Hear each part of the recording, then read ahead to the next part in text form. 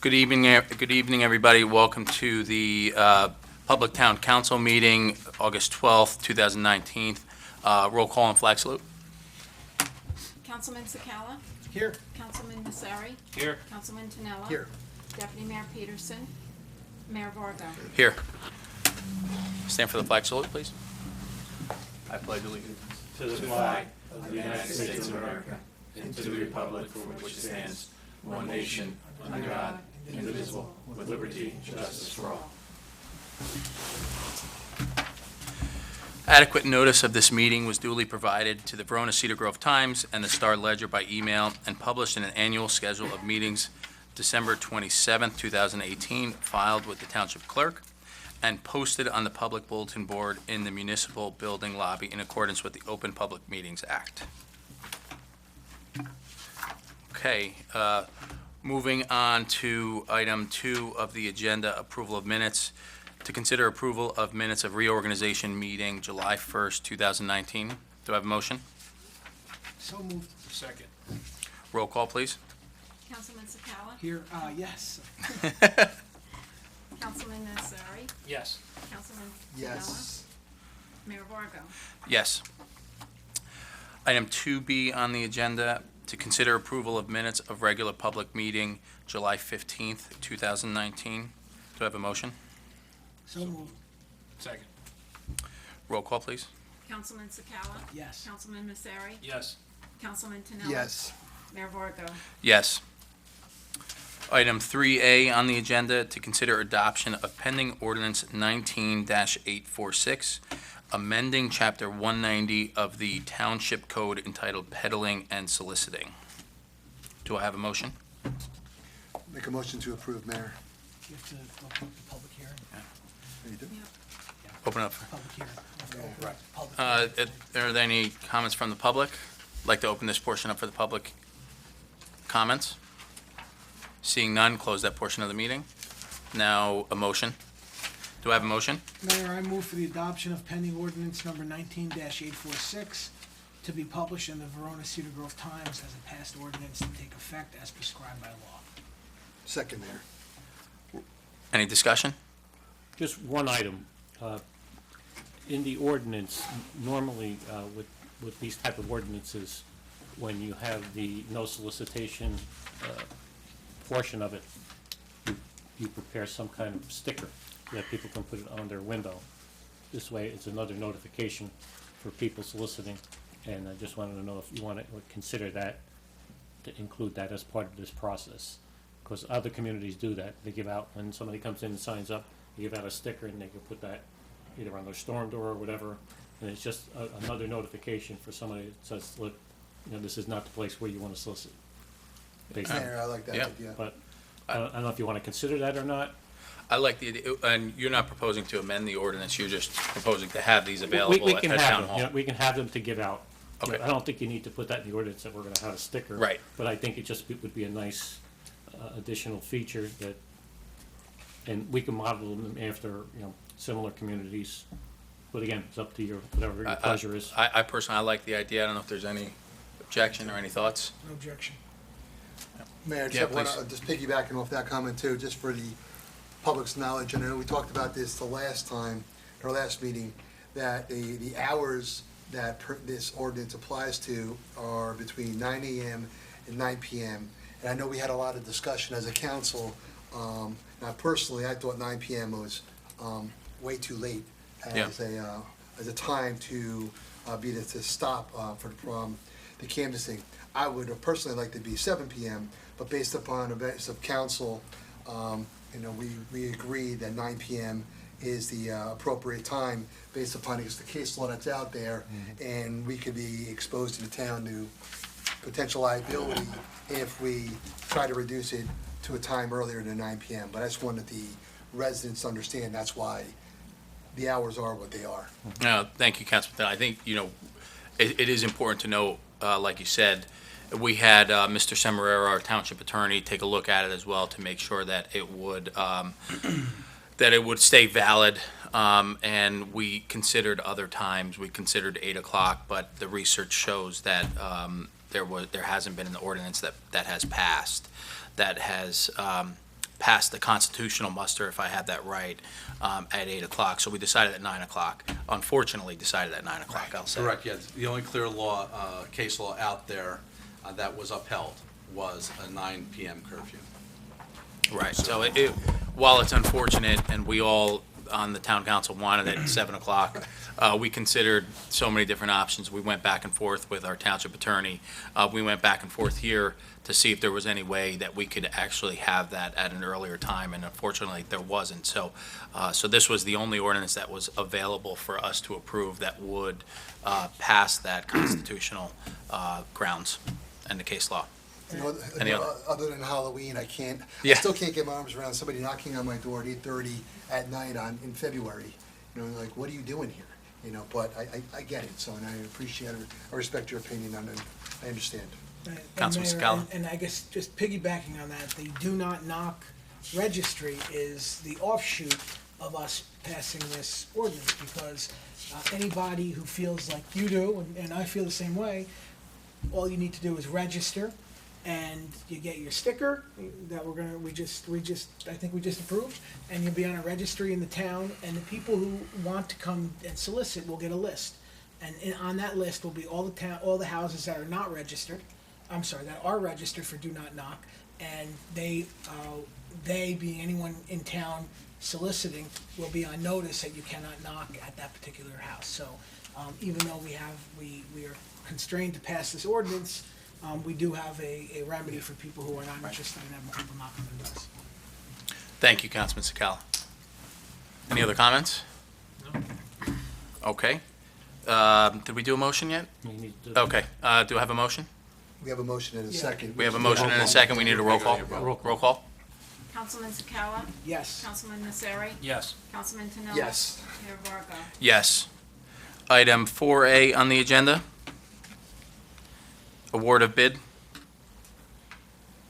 Be it resolved that the award of bid for the removal, pruning, and spraying of township trees be made to Caputo Brothers Tree Service for the period August 12, 2019 through August 12, 2021. I make a motion to approve, Mayor.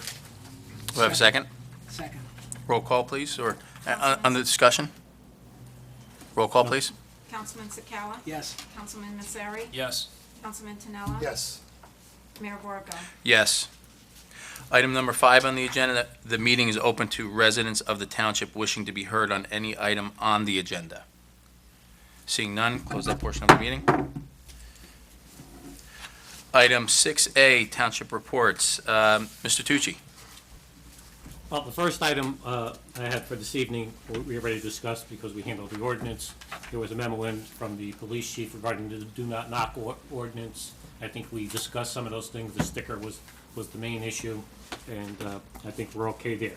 The second item I have for this evening, in the packet, there is a revised use and occupancy agreement with the city of Newark. I put it in there. It's a red line copy from our former attorney who's still handling this matter. In reviewing it, I only found one problem that I had, and that's in item number 5.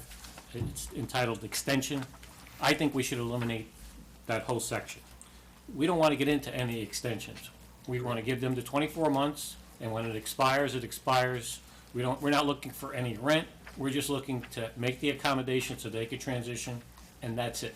That's the reason why I'm offering up that recommendation. But I think the agreement is the agreement, 24 months, and that's it. But this opens the door for 6 months more, negotiation on rent, and let's not kick the can any further. But that's just my feeling. No, and Mr. Tucci, we appreciate that. We had a lengthy discussion actually at the last meeting Yeah, on that. sorry, I didn't No, make it that's that okay. way. No, I know. We all agree that we want the 2 years to be, that was it. But we wanted to make sure that in the context of the negotiations, that this wasn't a deal breaker. And we didn't understand the context of the negotiation, so we had requested the changes. We didn't know if the city of Newark had requested those extensions. So do we have any insight on that Well, portion? what we're going to do is, when I talk to Mr. Zelinski, we're going to prepare this with your blessing on it and send it back to them and see what comes back at that point. You know what I mean? And how does that impact our timing to get the payment. The city of Newark has been looking for the payment before the end of Once the year. this is settled, this issue with the lab, it will go through at that point, because we introduced the ordinance. No, we didn't introduce the ordinance. Oh, you didn't Not do at- that not at the month? last meeting. Oh, so then we'll do that the next meeting, so by the end of September, it should be a done deal, we should be able to close at that point. Because that's the only piece that's remaining is the ordinance. Okay. Go ahead, Councilman So, Pinella. It's my understanding, Mr. Tucci, obviously we want to close as soon as possible, but it's always been the mayor of Newark's desire to close on or before the new, December 31st. Correct. So we're still. Right, it's still his desire, It's from still- what I right, understand. right. So, I mean, obviously, we're all trying to close yesterday, but we're still on track to. And I think it's very generous of the governing body to give them a 2-year window Yeah. in order to get, because that's what you normally typically need. Sure. Get the EP to transition on this type of thing. I'm okay with that. I have no objection to striking that paragraph in its entirety. Does anybody else on that council? The only other comment, Mr. Tucci, on that, since we're going back, and unfortunately, I don't have my iPad here with me, so I don't know what section of the agreement it was. I didn't see in the use and occupancy agreement a requirement that they maintain proper insurance on the property, other than on the last page where it says proper insurance to defend and indemnify the council. But they should maintain the proper insurance on the property, not only to defend and indemnify us, but, so just want to make sure that was clear. I Okay. didn't see that as one of the conditions. I'll highlight that and make sure that gets in there. Okay, So we're okay with that to move forward with this? yeah. Okay. So, process-wise, what should do we have to do anything now? Do to- nothing, what'll do happen nothing is, now? I'll talk to Mr. Zelinski, and I'm sure Mr. Cimarero will also. We'll have him finalize it and send the draft down to the Newark attorneys. Okay, So we're talking about actually specifying insurance limits then, liability insurance limits? If that's the council's pleasure. I look to you for, Councilman Scala? Mayor, I'm just looking at it, it says in paragraph 7, seller will keep adequate insurance in force to cover all such possible claims and damages. Is that in the defense and indemnity section? That's under insurance It and is. indemnity. So maybe that covers it, but if we could take a look at it Okay. to ensure that it is. And do we want to specify limits? I mean, I defer to the council or to Mr. Semarero's guidance. Well, if we're gonna specify limits, then I think we need a more comprehensive indemnification paragraph, because we don't want someone to be able to interpret it saying that the indemnity only goes up to those limits. We Right. want to be expressly Yeah, clear, I- it's unlimited indemnity, which this may actually effectuate in and of itself. I know what your goal is. I mean, if you just give me a little bit of a leeway to talk to Josh about it, we'll banter about what is the more comprehensive way to go, and Right. Good, Yeah, Councilman Mayor, Pinella? I know where you're going with that too, and if council feels it's adequate, no pun intended, in this, the sense is adequate, I'm okay with it. I know, a lot of times you'll see some type of, limit requirements in there, but again, try to minimize the negotiations, get this signed and done. So long as we're adequately protected, I'm okay with it.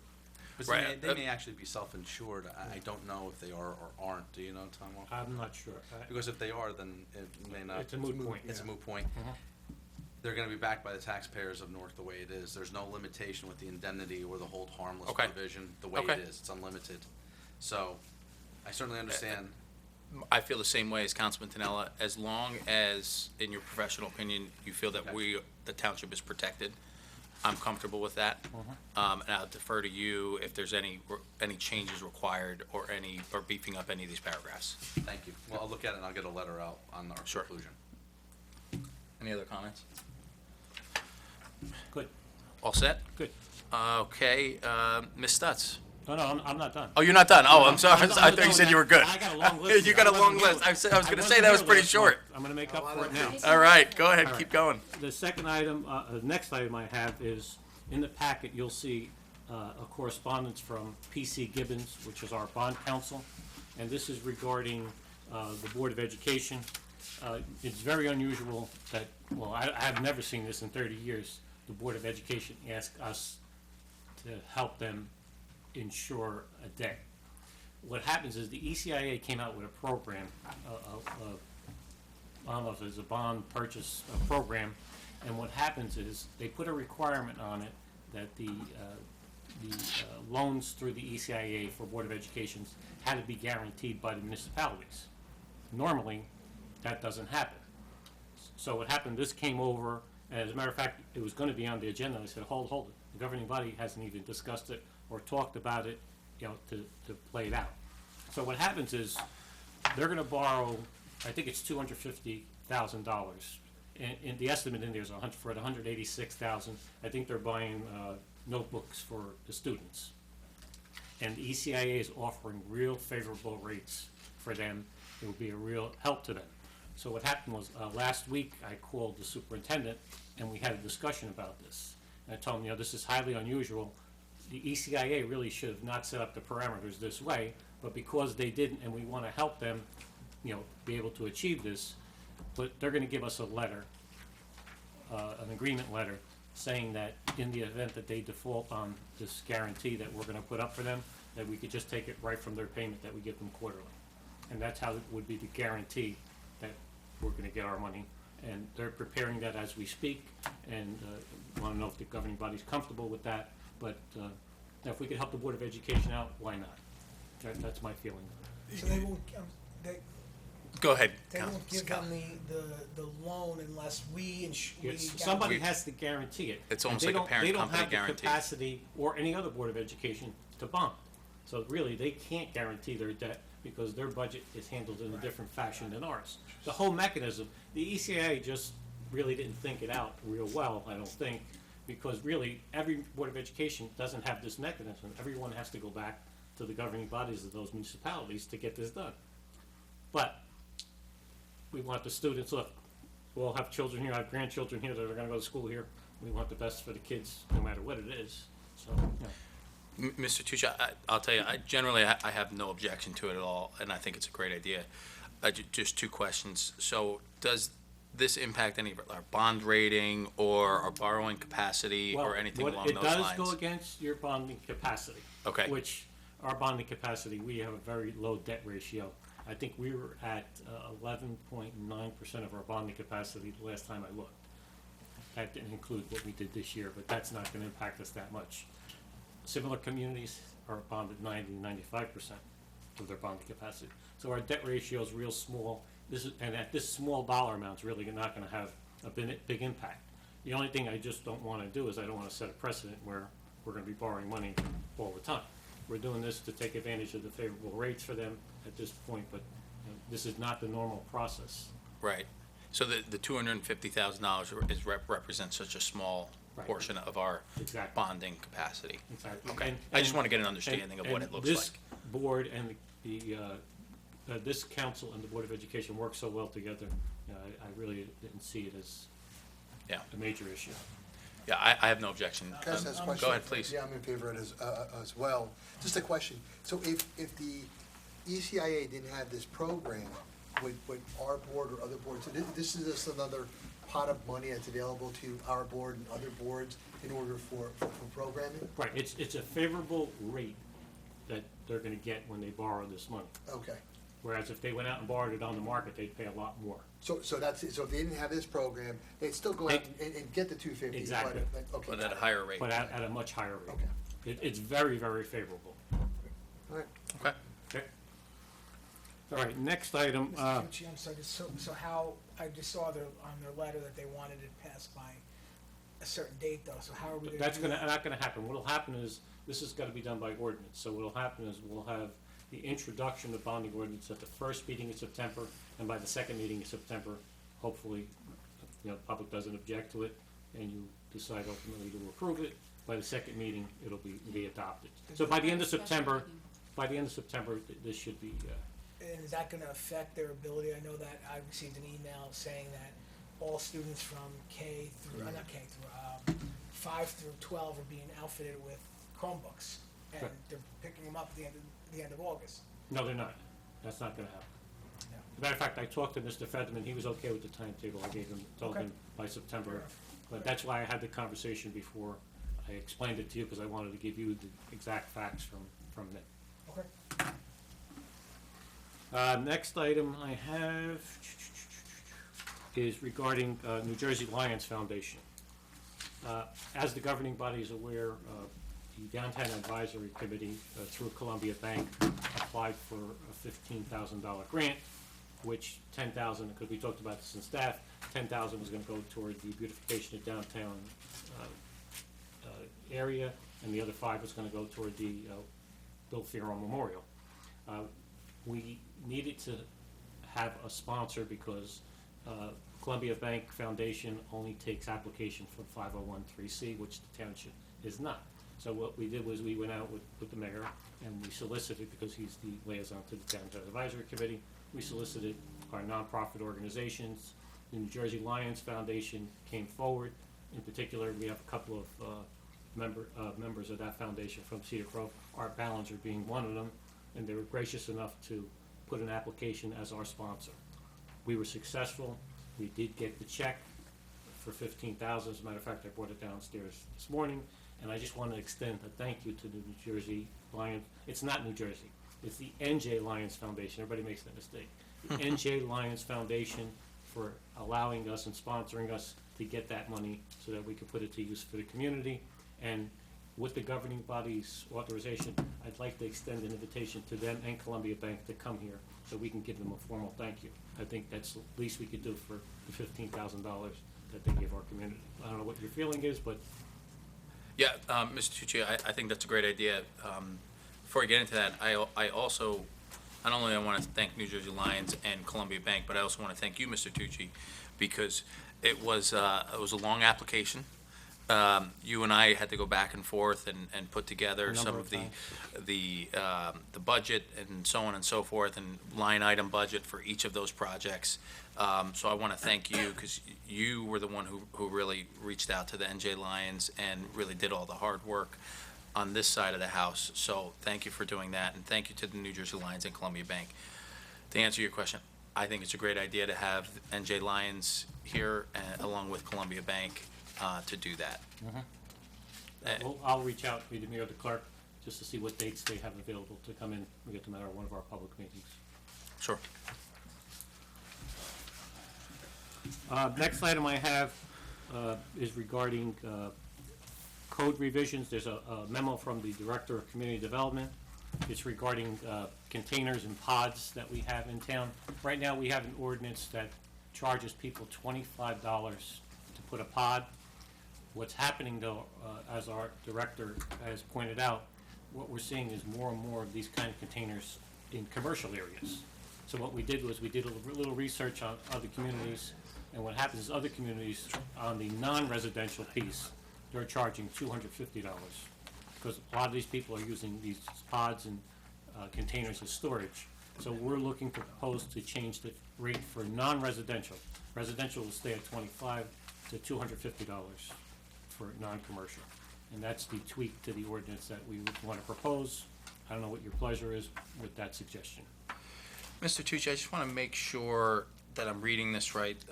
Mr. D'Ascensio's memo says there shall be a fee of $250 for each container for storage or storage trailer in residential zone.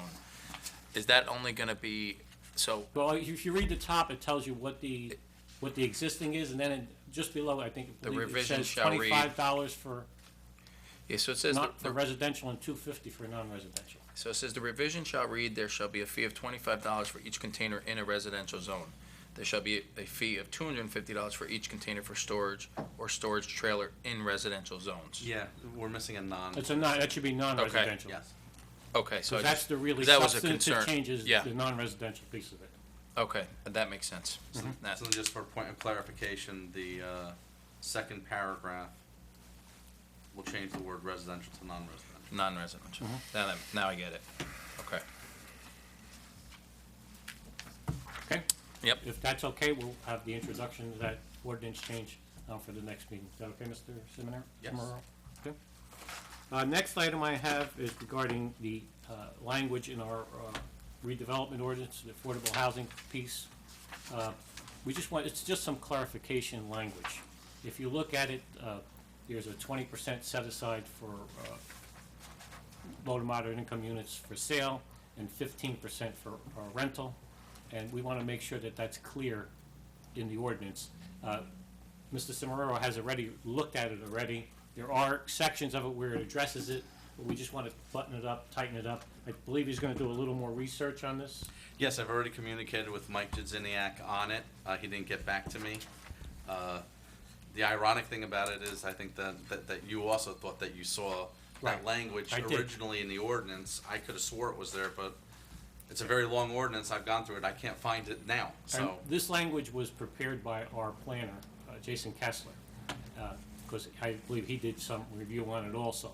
What we're trying to get away from is, in our redevelopment ordinances, it allows a developer to either put up money, which the township has in a reserve account, but those dollars never amount to enough to build a unit.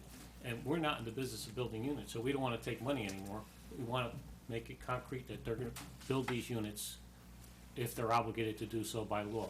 And we want to spell it out clearly, rather than collecting money, because the township is not in the business of building affordable units. And I don't see us doing that in the future, raising. So we just want to have some clarifying language once Mr. Cimarro hashes it out with Mr. Jaziniak. And I'm going to apologize, this may be a silly question, but I just want to try to understand this. This is the affordable housing ordinance that we have on the books now, and this would amend that? Yes, And then, so this has, the This- land use ordinance, yes. the land use ordinance, so this doesn't have anything to do with what we recently approved off of Little Falls Road, right? No, No. no, it Okay, does not. No, all it right, doesn't. good, okay. Actually, what it does is it clarifies For any other development. for any other development. That these are the minimum requirements for Right. any other development. Correct. For Exactly. for sale units, 20%, for rent units, 15%. This is the minimum. Right, so there's no ambiguity in what, Understood. Thank you. that's what this is all about. Councilman Tanell? And Mayor, you know, this council doesn't have the benefit of the discussions that we spent years on with Canadian, talking about just this issue. Exactly. Because during our negotiations with them, for years, they kept wanting, you know, part of their deal was the town will build units. And we kept telling them, like Mr. Tucci just said, I can't tell you how many times he said that in our meetings, we're not in the no business of building units. We don't want that. So this is just, it just confirms, it just kind of follows that, Well, that just, same just to idea. give you an example of how out of whack, you know, the dollar contribution would be versus actually building the unit. Yeah. We had the 24 units on Grove Avenue. They were required to supply 5 units, as you all know. When we calculated their redevelopment fee, if we accepted the money, it would have been $10,000. So how do you equate 5 units, $10,000? There's no, and what happens is, once you take that money, the township has the obligation now of building the unit. It's no longer on the developer because you took the money. But the balance between what you're collecting and what actually has to be built is not there. That's the reason why we want to do this. Okay. If the council's okay with it, you know, No objection. No objection.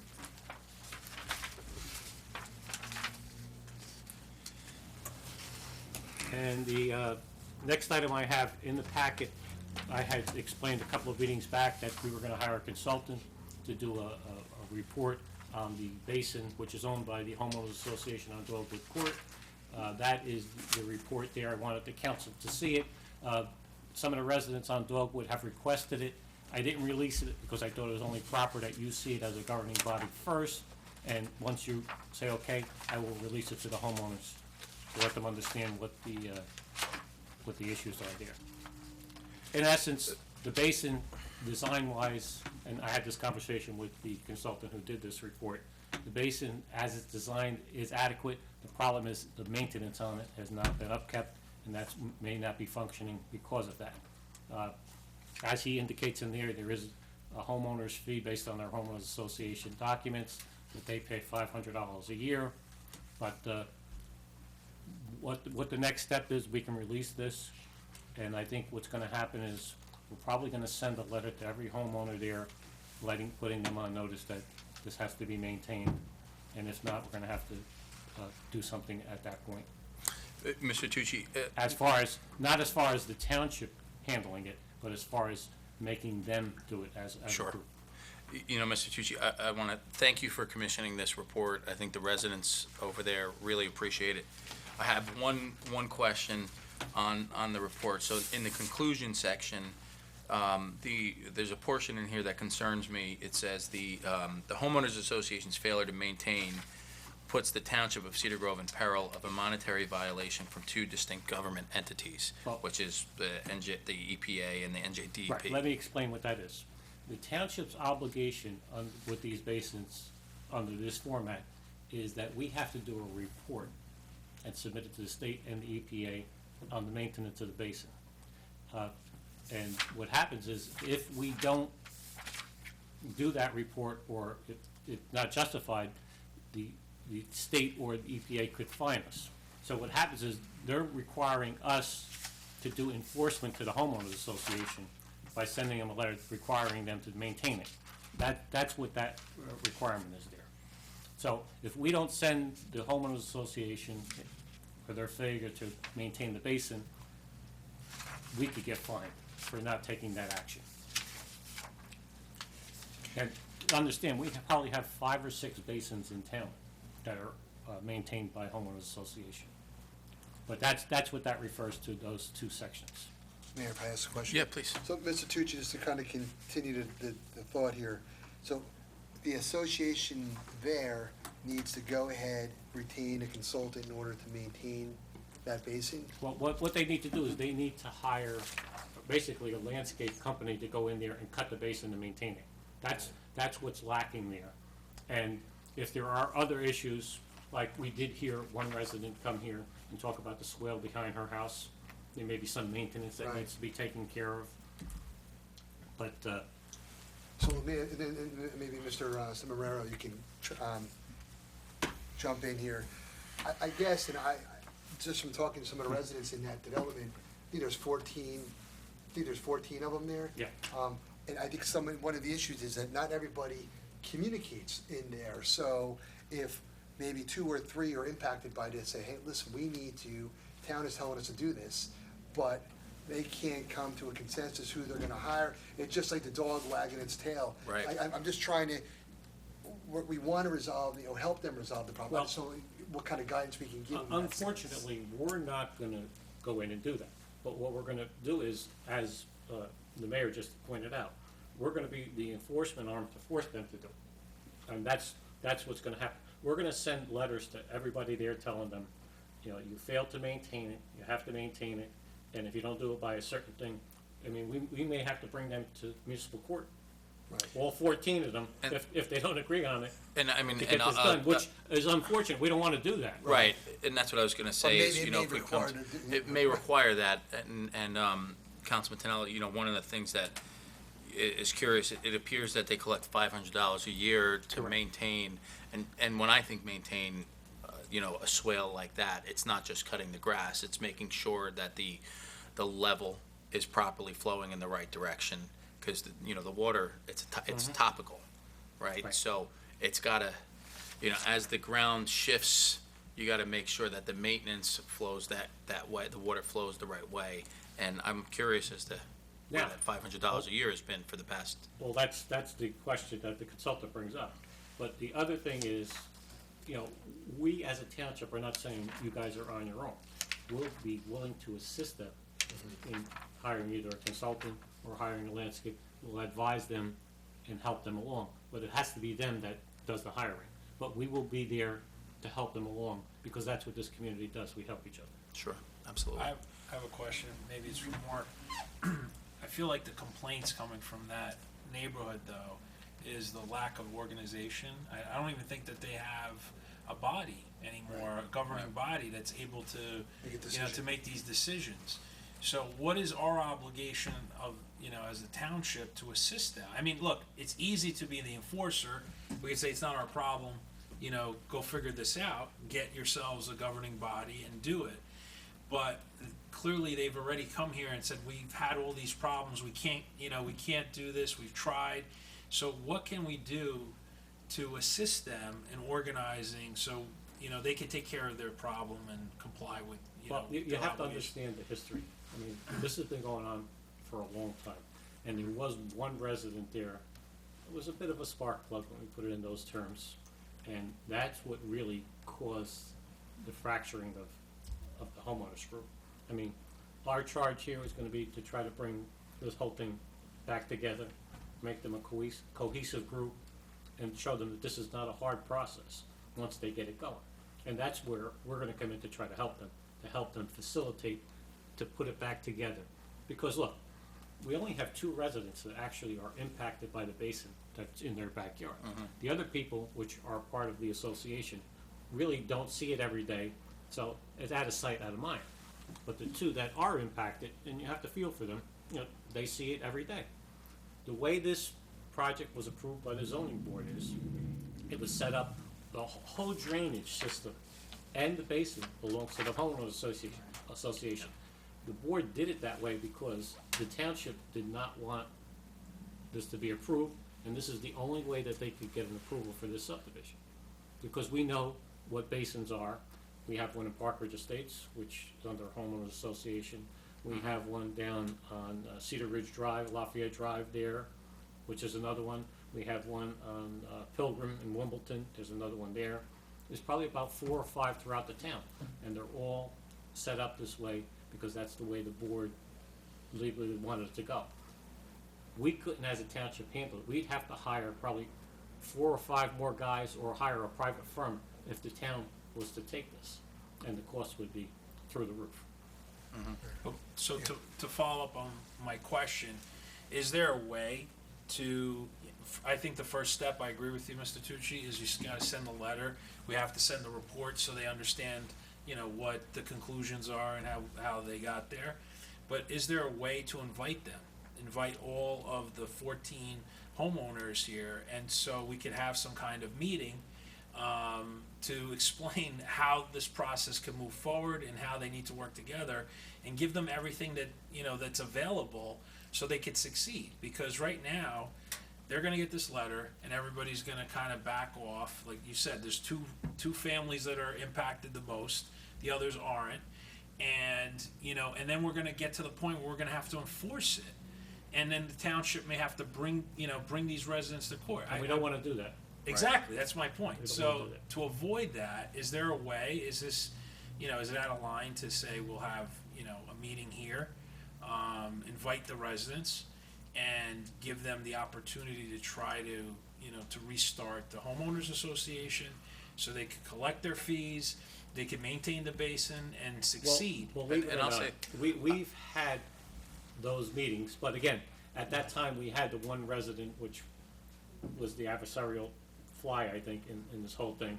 So those meetings did not go well. We had a series of them in the conference room through the years. But we could try to reinstitute, I think you have a more cohesive group right now. I think so too, and I like, whether that's the answer, I like Councilman Messeri's approach, which is a little bit more collaborative. Start collaborative, talk about the issue, and maybe it's restarted, and maybe it ultimately solves the problem for years to come, because what it seems like is that it hasn't been, based on this report, is that it hasn't been maintained for years. So, which is a degradation of that whole area back there. I think talking to the residents, though, the reason it hasn't been maintained is because, as Mr. Tucci pointed out, it impacts 2 or 3. Right. And if I'm in that development, it's not impacting me, I don't feel like it's my problem. I think the first step would be the letter, because now you're putting everybody on notice, hey, it is your issue. Yeah, It is, so as part of the maybe- homeowners association. Right, it's- I think indirectly, I'm hoping indirectly, it is gonna bring them all together, because now they're all saying, geez, it's just not their problem, it's all of us, and we are a part of Right. this. And if not, then I agree. Well, Maybe that's it's why I okay. say, you know, we're gonna help facilitate Right. this. You know, we're not gonna be Right. adversarial here, we're gonna try to bring it back together. We're gonna offer them any assistance that we could to get them on their feet. You know, that old saying, give a man a fish, you feed him for a day, you teach a man to fish, you feed him forever. And that's the concept that we're gonna take here, you know. We wanna help them succeed. Right. Agreed. So the first step is to send the letter with the report. With the report to everyone. To everybody, explaining, are we just gonna send it, or are we gonna kind of explain what the ramifications of it? No, we're gonna, I'm gonna try to think this out. I don't know if we wanna have a meeting, have everybody in and hand it out and explain it to them, or just send it to them, because when you send a letter, it's open to just interpretation of how I read it and how I Right. take it. Right, and So- it's a lengthy report, Yeah. too. So I think there needs to be an explanation of the report. Right, that's so what I there- was thinking. So there's a common understanding from everybody. Right. I think that there may be a letter explaining that you know, we had this report and we'd like to discuss it with everyone. Right, and I think that explanation is important, because while two of the residents are familiar with, you know, the process, and that the report was, the engineer was requested to review this, you're gonna have 12 other residents that are gonna say, I don't even know, you know, why are you sending this to me? And again, So, this governing body didn't have the obligation to do this report. Right, yeah. We're trying to extend and try to get this thing started. sure, So we know what the issues are now. yeah, We know that the design is okay, but because of maintenance of it, it may not be operating properly. sure. I think that we probably should reference the developer's agreement, Exactly. applicable terms as well. This is good news. We're on the Yeah. It's a start. That's the way I viewed it. It was Every it was long a step journey in the begins right, with a first step. it was a step in the right direction. I think, you know, for the quality of life of those two residents directly impacted, but I think for the community as a whole over there, I think this is important. Along those lines, Mr. Tucci, you may be covering not this done yet, already. All right. Trying to kill them all. North Caldwell, Yes. because this is related to water. North Caldwell, the last time we had requested North Caldwell to take a look at some of their developments. They still did not get back to us. As a matter of fact, our engineers sent their administrator and their engineer email this morning saying, hey, guys, where are you with our request for information? So that's the second or third email we sent them on this issue. Because really, their stormwater management practices in North Caldwell are impacting us in Cedar Grove. Yeah, agreed.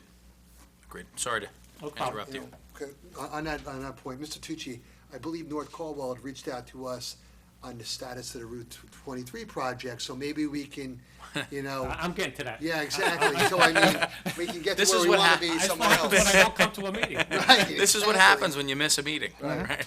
So, okay, go ahead. All right, next item I have another tweak to an ordinance. It's our property maintenance ordinance, chapter 100. You'll see in there, we want to make a couple of little tweaks to it. Under property maintenance, we monitor brush, weeds, debris. What we're finding is, we really don't monitor trees on people's property. That's between them, and what happens is, people would have a dead tree next to them, and it'll be there for 20 years, and then the neighbors have a disagreement, and then they call up and use us as the arm of enforcement. So what we want to do is, we want to take out the issue of dead and dying trees. That's between property owners if there's an issue.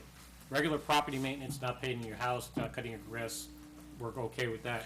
But we just want to remove where it says dead or dying trees. And the other thing is, the enforcement of inspections.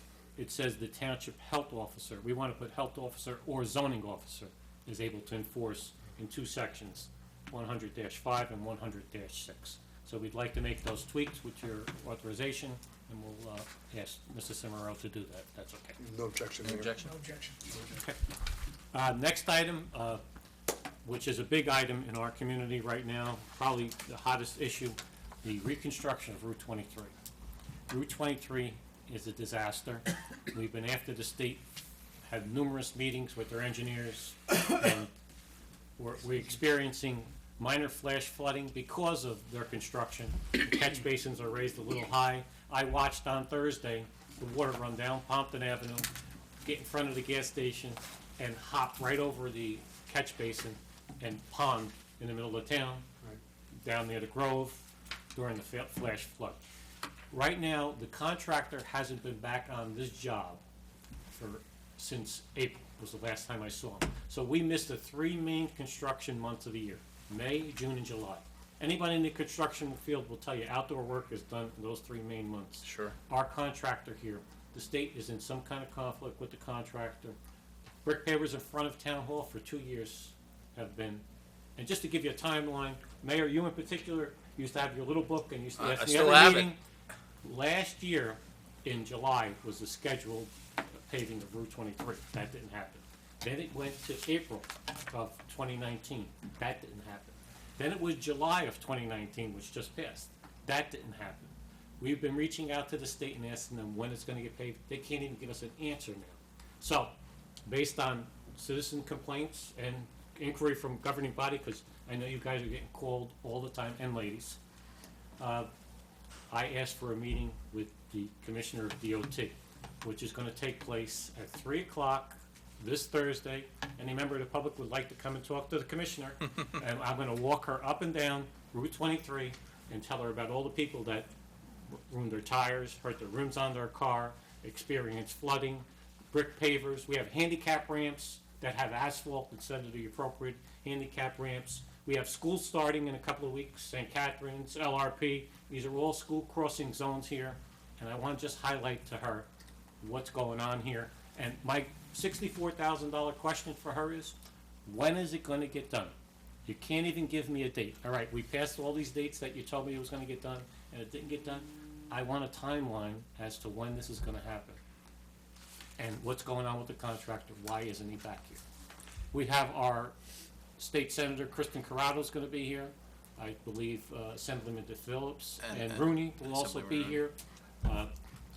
And along with Councilman Tinella's question, I didn't mean to cut you off, the town administrator from North Caldwell's coming, because he has some interest in the redesign of Mountain and West Lindsley Road there.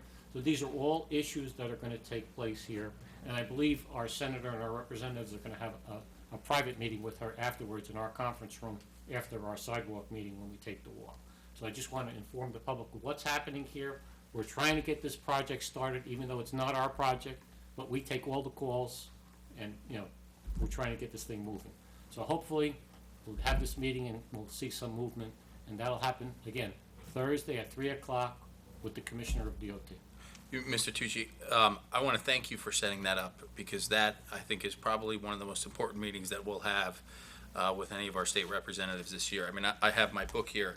I've asked 11 times what the paving is going to look like going back to March 19th of 2018. And Mayor, I feel bad giving you answers No, because no, none of them have come true. I have, but this is what you've been told. I mean, I'm only going to read one. March 19th, 2018, you were told that it was starting in a month or two and it would take 3.5 months to complete. That was well over a year ago. That's my first note here. So I want to thank you for setting that meeting up. I think it's important. As I've informed you, unfortunately, I'll be traveling to Omaha, Nebraska for work at the end of this week. But I think we will have Councilman Sakala, Councilman Tinella, and Councilman Masseri there. Deputy Mayor Peterson will be in Utah, and I will be in And Nebraska. again, So this affects 4 communities, because this project starts in Verona, the major portion is in Cedar Grove, goes through Little Falls, and it ends in Wayne at Willowbrook Mall. So this is a large project, and for it to be sitting for 2 full years now without completion is not good. does it make sense to have anybody from Verona or from Little Falls in attendance? Have they been made aware? I mean, I defer to you as to how to get the most effective results. Councilman Tinella was able to hook me up with the administrator in North Caldwell, but he has some interest because of that particular Sure. intersection. But I am gonna make a phone call to Verona and Little Falls to see if they have any interest in attending the meeting. Sure. And Mayor, on that point with North Caldwell, I think that, we as a governing body should ask them about the issue we're having with the, Please. with the runoff, and we need to get a response back from them, so Right, it'll kill 2 birds with 1 stone. okay. Yeah. We got a caution about a quorum at that meeting, if you're gonna be covering official items. How do we the 3 of us attend and not attend, cover official items? We just go as, I don't need to be in a conversation with the town administrator about the issue, the water issue we're having, but I'd like Mr. Tucci to, I don't know what the other, Yeah, the other council And at a members- minimum, Yeah. observing what Yeah. is being I discussed. think that if We you're get a there response. in a observational capacity, you're not gonna run into an issue. If you start to discuss things that the town could do, we start running into that issue. Okay. So it's a cautionary. That's all I have for this evening, Mayor. Thank you, Mr. Sorry. Tucci. All right. Joe. Mrs. Stutz, any She reports? deferred her time to me. Yeah. Skip over her. That's right, skip me, All right. I'm done. All right. No report? No report. Mr. Semeraro? There's a case management order that's coming down in the affordable housing litigation, the DJ action. It's just case management. The compliance hearing is gonna be scheduled for November 15. The immunity is gonna be extended until December 15. Thank you. Other than that, you've already voted on the one matter I gave a bid opinion on. All right, thank you. Township, council member reports. Councilman Sikala? Good evening, Mayor, thank you. I don't have much, I just want to extend a very big thank you to Cedar Grove Police Department, the Ambulance and Rescue Squad, the Fire Department, the Municipal Alliance, Mr. Tucci, all the town workers that participated and put together Night Out. It was another rousing success. Every year it gets better and better. It's more better attended, more activities. It's probably my favorite community event that happens all year. And again, this year it was fantastic. Everyone had a great time. A lot of people came. There was things to do for kids of all ages, or lots to do for adults, and it was great. And really, kudos to all the organizations that I mentioned, because obviously the purpose of Night Out is for the community to interact with some of those organizations, and they were all out there working hard, and it was a great night. I just would like to piggyback. I know I'm going to get in trouble by saying this because everybody did a great job, but in particular, I have to call out Detective Carolyn Zajac Lynch, who actually coordinated this, and she put all her heart in it, and that's why it was so successful. But again, no slight to any of the other guys or women in the department or any of the other departments, but in particular, her efforts have to be noted here. And that's all I have. That's all you have? Thank you. Yep. Councilman Messeri? I have the same item. I want All to right. thank you, Mayor. I also wanted to thank and acknowledge our police department, fire department, municipal alliance, all our other community groups and organizations, because if it wasn't for a collaborative effort, it wouldn't be such a huge success. Thank you to the township manager, all the employees, and also the businesses. There are businesses that that donated and participated. Some of our civic organizations. I know that there was a long line for the Zeppelis this year, as there always is. So, a special thanks to everybody. We had a great time. My kids had a great time. So it was nice coming together as a community. Thank you. Great. That's all I have. Okay. Yeah, exactly. Councilman Tinella? Thank you, Mayor. Just a couple points. Looking for some updates from Mr. Tucci. Mr. Tucci, and I appreciate all the updates you've given us already.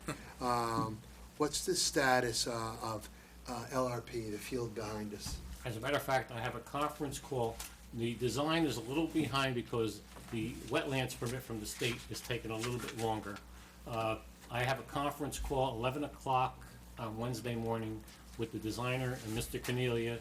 I'm expecting them to start within the next 2 weeks. They're gonna start Construction?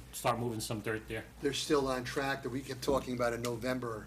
They're telling me they're Completion still date. gonna be substantially complete by November. Wow. But I'll have a better grip on this after the conference call on Wednesday morning. All right, good. That's it. And how they make it and continue with that overall project, the South End Firehouse. I see they're doing a great job. South End Firehouse Looking is good. guns a-blazing at this point. That is on track for completion in November. November. Mhm. Okay. And at that point, we're gonna entertain the acquisition of a new truck to go in that firehouse, as we had talked about previously. A couple weeks ago, maybe even it's been longer than that, maybe a month or so ago, we talked about an RFP for the refurbishment of the West Essex Trail. What's the next step with that? Where are we with that? As a matter of fact, we put out the RFP. We received only one proposal. As a matter of fact, you're probably gonna get that proposal at the next staff meeting. You're gonna see what that proposal actually is. And then, I know we talked about this at one of our last staff meetings too. Similarly, we talked about, obviously, open space is on all of our minds and trying to stay ahead of our obligations and whatnot we have in the future. We were talking about getting some type of, You'll have that at the next staff meeting also. As a matter of fact, the mayor was in my office and happened to stumble on, I had the listing of all the town-owned properties that are vacant and all the Green Acre properties that we have in our Okay. possession. You're gonna have both of those lists, the private ones and the town-owned ones, at the next staff An meeting in open space September. survey, basically. Yes. Good. Okay, great. So, thank you. Just Mr. wait, Chairman. everything is identified at this Right. point. Our tax assessor went through the whole list, and again, the majority of them are privately owned, but there is our Green Acres inventory list also. I know at the council, the first big step was acquiring the Newark watershed property, which is great. All of us have ideas about how we can be more proactive. And I think this is a good first step for us. We can see the inventory, and then we can make a decision as a governing body, how we want to go forward and see how we can continue to be proactive in that regard. Yeah. Councilman, I'm glad you brought that up. I think that's a really important issue, and Mr. Tucci and I were speaking about that a couple weeks ago. And I think it's good to bring that to the forefront, to continue to be proactive, so that way when we are in the next round is what, 2025 Yes. for affordable housing, so that way we're ahead of the game. So thank you for bringing that up. That's all I have, Councilman. Mayor. That's it. Okay. Okay, so my report, I have a few items to cover. I'm going to go over some of the smaller ones here, but then there's a resident here in the audience that's going to help me on one of the items, so I'm going to do that one last. So the first item that I have is National Night Out. I want to echo everything that I heard up here. I also, the police department, fire department, Unico, everybody that volunteered and assisted there. Detective Caroline Zajac Lynch, I think she's the National Night Out Coordinator. Again, to Mr. Tucci's point, not to slight anybody else, but I think to put that together it's not easy, and we thank her for that, and we thank all of our volunteers for doing that. With regard to the Downtown Advisory Committee, I have circulated a draft of new banners. If the council recalls, about a year ago, we circulated a draft of the banners that are on Pompton Ave now, the yellow ones. Since we've changed the size of the banners that are currently up there, if you could take a look at that draft, you don't have to give me feedback now, but it was almost a wash in terms of ordering new banners or having the current posts resized. So take a look at it if you can give me your feedback. I think it's just continuing to advance downtown Cedar Grove is our objective here, and whether that's through events. We've proposed an idea to the rec department for potentially yoga in the downtown area. Again, the more people that you can bring to the downtown area, the better. And It's not goat yoga, is it? no, it's not. It is not goat yoga. Not that I understand. Do you want the to? concept, Do you want us to propose but- goat No, thank yoga? you. No. I heard about it, but But I think it's now that the Downtown Advisory Committee has been around for a year and a half, it's important to continue to partner with the rec department, the library, so that way we can bring people to the downtown area. The beautification effort is underway. We have the $10,000 grant. We're going to continue to try to work on that trestle. Mr. Semeraro is working on a letter, which I think we'll hold off for now until we have the meeting with the DOT this week, to try to beautify the trestle. But we have some funds now, so if the council has any ideas, please bring them to us. The Downtown Advisory Committee, we've been circulating some ideas that we have that we can use within our current budget. So if there are any ideas, we'd welcome that. So, Mayor, maybe for the public's knowledge, why don't you give them the 30,000-foot overview about the trestle? Because a lot Sure. of them don't understand Yeah. the issue we've come across. I mean, we've talked about that for years. And then once this committee came together, you honed right in on that. And obviously, we all want to, obviously have it clear, but it's just been an issue. yeah, no, and Councilman Tennell, that's a good point, because I sit here and I talk about the trestle, and it's been on the forefront of my mind for the past 2 years since I've been on the council. Everybody wants to, And, we all want to refurbish since we hit a roadblock. Just the idea of the trestle, when you drive into our downtown area, what I call that trestle is that's the gateway to our downtown area. If you have a beautiful trestle, you'll feel good about driving into that downtown area. If it's clean on the sides, we have a proposed mural that would be similar to the mural in Newark. If you've ever driven down McCarter Highway to the airport, you'll see one of the largest murals on a state highway. and it's one of the largest murals in the country. We're looking to do just a very small fraction of that, but will make a huge impact in our community to beautify that area. We've been working, and with the funds that Mr. Tucci discussed earlier from Columbia Bank, we'll be able to do it the right way. Hire an artist, get the right paint, clean it up, and that, I think, will really start to change the character of the community, of that downtown area. So that's the background on it. So thanks, Councilman Tonella, for pointing that out. Okay, so that was the banners. You covered the South End Firehouse. The Bill Fearon Memorial, just a quick update. We have been working with the landscape architect, Mr. Tucci, myself, and Janice Fearon have been going back and forth as to how that'll look. Mr. Tucci and I spoke earlier this morning on timeframe. I just a tentative, I'm going to call it a target date, is September 26th, which is a Ironically, Thursday. I had a parking lot meeting with Mrs. Fearon today. Oh, good. I just happened to be walking out and Oh, fantastic. we evolved into discussion.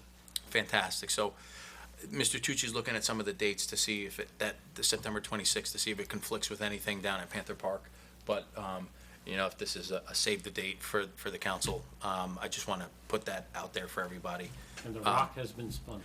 Right, we have the rock, we have all of the work hopefully going to be done within the next month and a half, depending on the scope of the plans. Then lastly, I'm going to ask, so we have a resident here with us today, Gabriella Preziosi.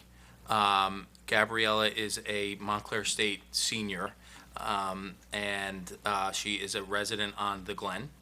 And she reached out to me via email to talk about trying to make Cedar Grove a stigma-free community. So I know this is a little bit out of the ordinary for us, but Gabriella, if you can come up here and maybe come up to the podium here and sort of explain your thoughts and what the stigma-free community means, that would be helpful.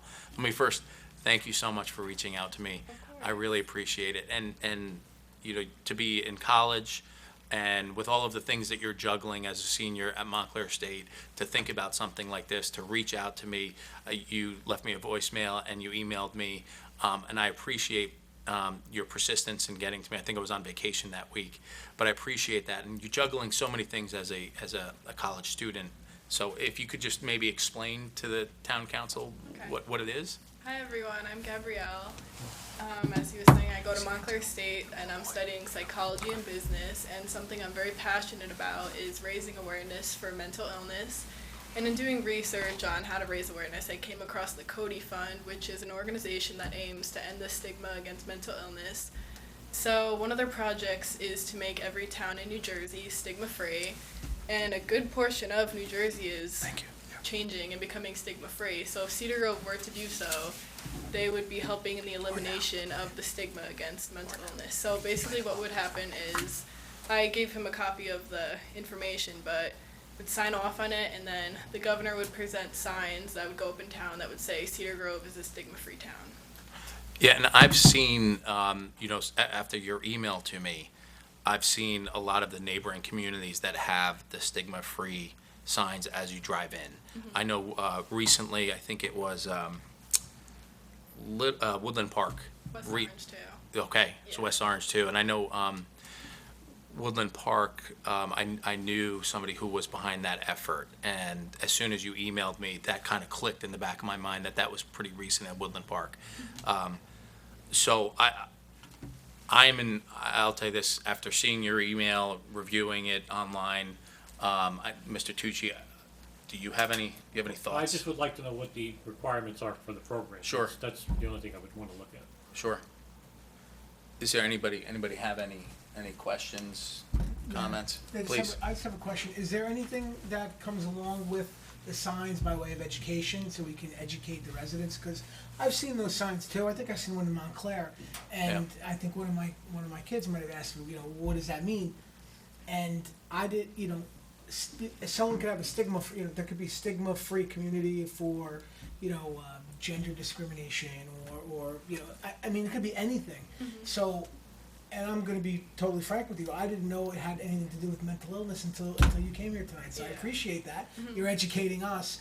Is there some way to educate the community, if we were to do that, or something that comes along with the signs the governor sends?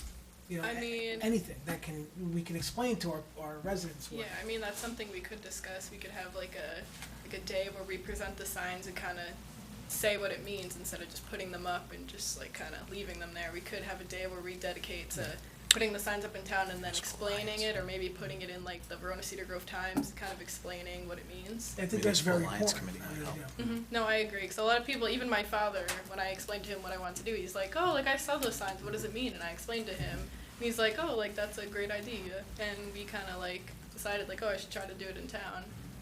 Yeah, we just want to see what the other requirements of the program are. And I'm sure there's more than just the sign. Sure. That's the- No, Mayor, Councilman Tinell? and I think it's a great idea, and I appreciate you coming down here and presenting it to us. I know with autism, we have an autism awareness, basically a month, when there's Right. education that goes along with that. Maybe we can establish something similar to that in that regard, but I think Councilman Sakala brings up a great point. I think it's a great idea, but I think it needs to come with some type of education. Or some Yeah. type of- Otherwise, it just falls upon deaf ears. Sure. You know, but the And- signage is the first step. Maybe this is, Deputy Mayor Peterson's not here, but maybe this is something that we can partner with one of our committees, Yeah. Municipal Alliance or Library Committee or something, or the Health Committee, something good along idea. those lines. So that way, Ms. Preziosi has sort of a team to help her do that, whether it's through the Health Advisory Committee or another committee. The committee's already established, and Yes. they'd have something, and the municipal alliance has funds that could back it up. Sure. So it's a great idea. Thank you. So, if there's no objection, so Mr. Tucci, you'll look into some of the requirements, we'll get some of the requirements. Ms. Preziosi, I will, do we think it's the Health Advisory Committee or Municipal Alliance? I would think the Health Advisory Committee. Health would be- Advisory? Would be the correct committee. Okay, so what I'll do, Ms. Preziosi, is I'll email you after this meeting. I'll copy Deputy Mayor Peterson and the rest of the council, introducing you to Deputy Mayor Peterson, and she is the liaison to the Health Advisory Committee.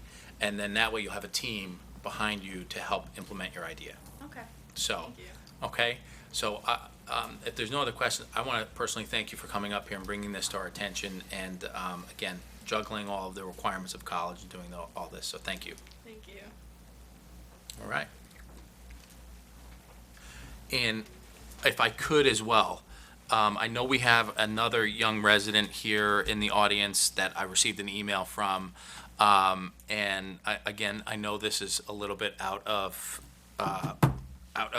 the order on the agenda, but Mr. Eric Silverman. Mr. Eric Silverman reached out to us, reached out to the town council, and has some concerns that he wants to bring to our attention. So, Mr. Silverman, would you mind coming up to the podium? So let me, if you want to pull the mic down.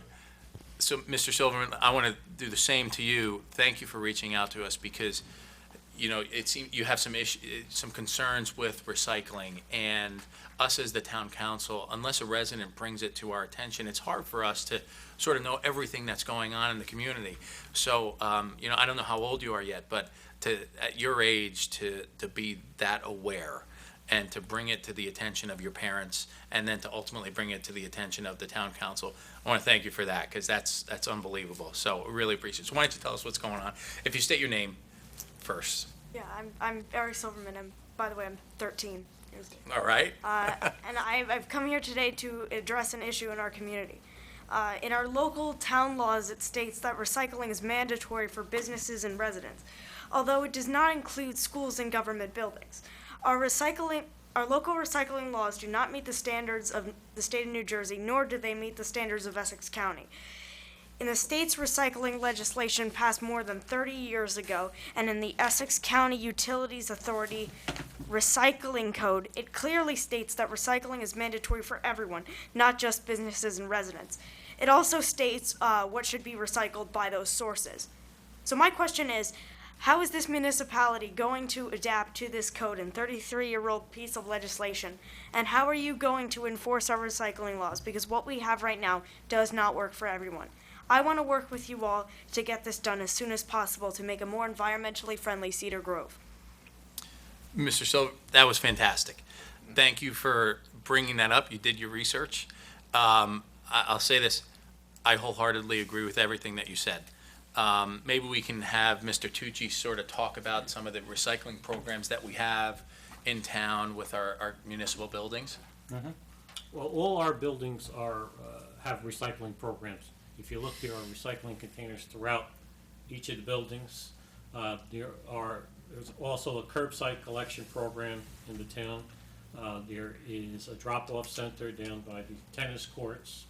As far as the businesses in town, they are required to report to the Essex County Utilities Authority directly.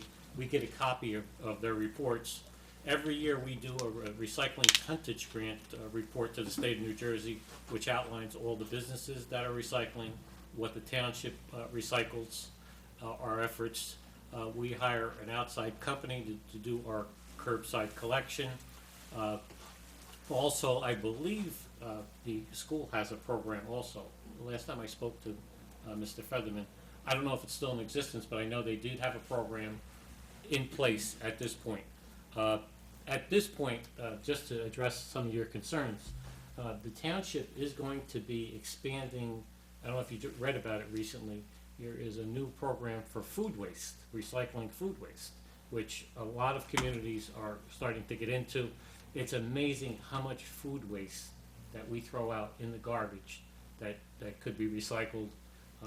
So we're looking at a lot of new avenues. I mean, traditional recycling products are paper, glass, aluminum, office paper, but there's a whole host of other things. If you go down to our Public Works Department, you'll see an area where there's just scrap iron. The DPW with all their old vehicles and old pieces of scrap they pick up on the road, we have that there. We also have a tire recycling program where we recycle tires. We charge residents $2 to bring your tire down there, and we dispose of it for you. So there are a lot of other avenues that are also available in town. There is an oil recycling program, which are cooperative with our gas stations in town. Anybody who changes their oil on their own can bring the recycled oil to the gas station, and they're required to accept it, no fee. So there are a lot of things that we do currently, but I agree with you.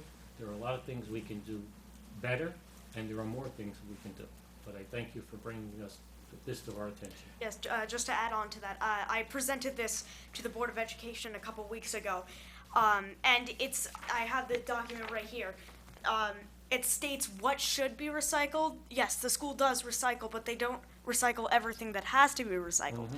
There were no recycling bins in the school cafeteria, and there were in some businesses, obviously not, I can't speak for every business, but there are some businesses that I've seen that are not recycling and they're not reporting to Essex County Utilities Authority. And as well, Councilman Sakala, Councilman Merceri, and Mayor Vargo, they said we did an amazing job with the Cedar Grove National Night Out, which I totally agree, great activities, all that.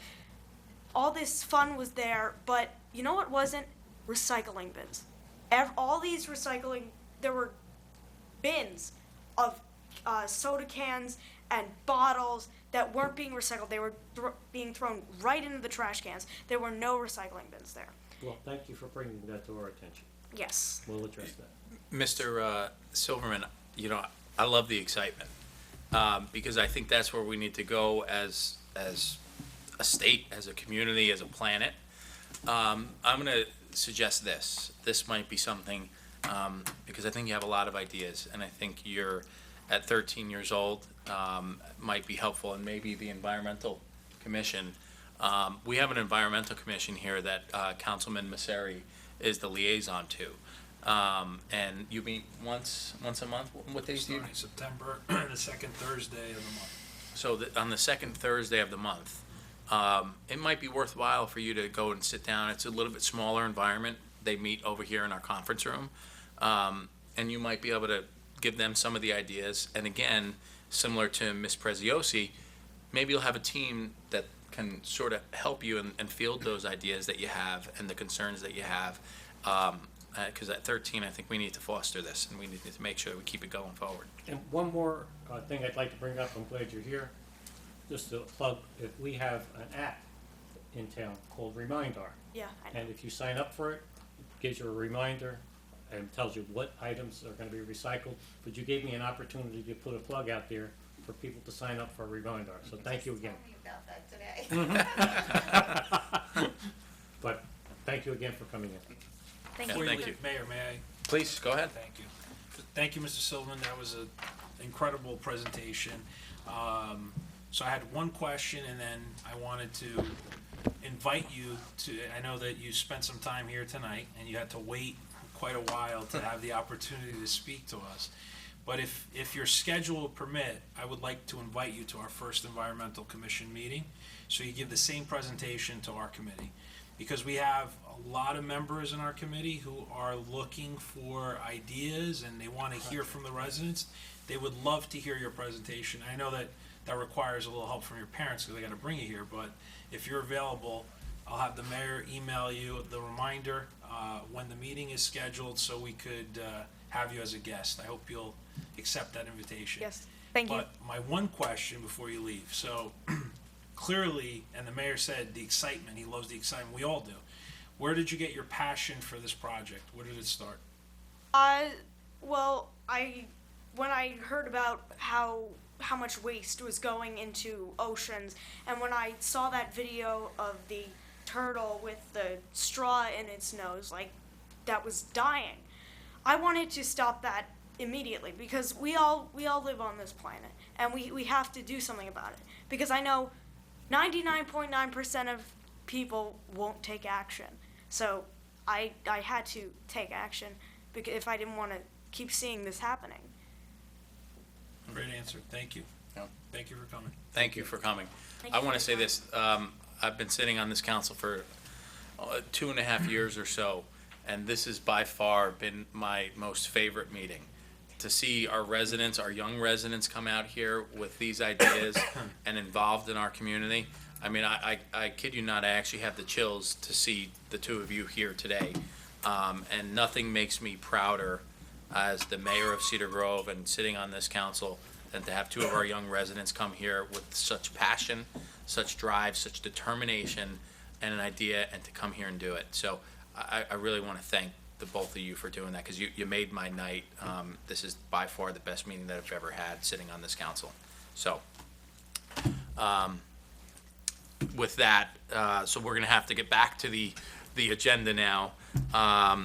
So we have item number 7A on the consent agenda. Can you take them together? Can I take them, I can take them You can together? group them. So I'll take together items 7A, 7B, and 7C. To consider 7A is to consider a resolution concerning approval of raffle application Fairfield Police Foundation. Item 7B is to consider a resolution concerning approval of raffle application Macedonian Church.